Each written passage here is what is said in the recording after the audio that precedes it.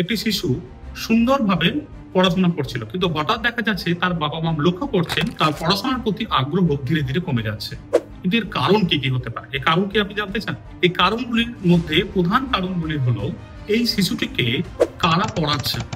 তার বাবা মা পড়াতে পারেন, একজন হোম টিউটর পড়াতে পারেন, বা স্কুলের টিচাররা পড়াতে পারেন। এই তিনজনের মধ্যে থেকে যদি একজন বা দুজন বা তিনজনের মধ্যে থেকে তাদের আচরণের ফলে যদি তার মনের মধ্যে ভয়ের সৃষ্টি হয়, তাহলে কিন্তু ধীরে ধীরে পড়াশোনায় আগ্রহ কমে যাবে।